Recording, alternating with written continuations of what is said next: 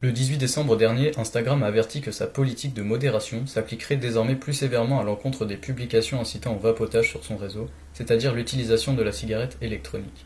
À partir de février 2020, la cigarette électronique sera interdite aux États-Unis, hormis pour les arômes tabac et menthol.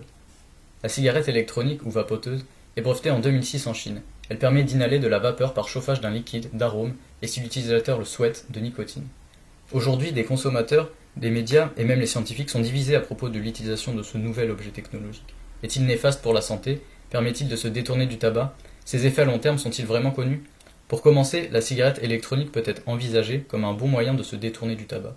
C'est en tout cas l'avis du Haut Conseil de santé publique depuis 2016. La cigarette électronique est 95% moins nocive que le tabac, d'après l'Agence de sécurité publique anglaise.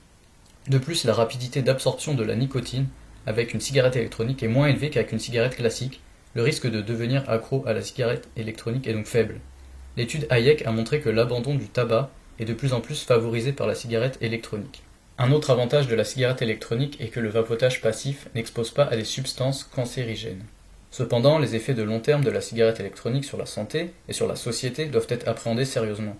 Les études sont récentes et ne permettent pas de rendre compte de l'effet du vapotage sur le corps sur le long terme. En effet, avant 2014, seulement 30 études sur la cigarette électronique avaient été publiées. Certains liquides contiennent des métaux cancérigènes comme le formaldéhyde. Des acheteurs de l'Université de Californie ont effectivement annoncé avoir découvert des métaux toxiques dans les vapeurs émises par certains modèles. Par ailleurs, l'usage de liquides à haute dose de nicotine entraîne forcément des symptômes de dépendance. D'après l'Organisation mondiale de la santé, les cigarettes électroniques sont incontestablement nocives. Cette déclaration a été désapprouvée par la majorité de la communauté scientifique. Cependant, il est vrai que la cigarette électronique peut déclencher ou développer des toux chroniques, des maladies pulmonaires, de l'asthme ou encore des maladies alvéolaires. Il faut noter que la cigarette électronique est loin d'être mortelle en elle-même, une mauvaise utilisation de celle-ci peut l'être en revanche. Ainsi, plusieurs habitants des États-Unis sont décédés après avoir ajouté par exemple de l'huile de cannabis dans leur cigarette électronique.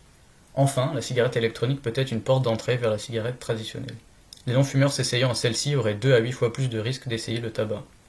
La cigarette électronique peut aussi être vue comme une façon d'inciter les plus jeunes à fumer, attirés par la variété de parfums et par son prix assez accessible.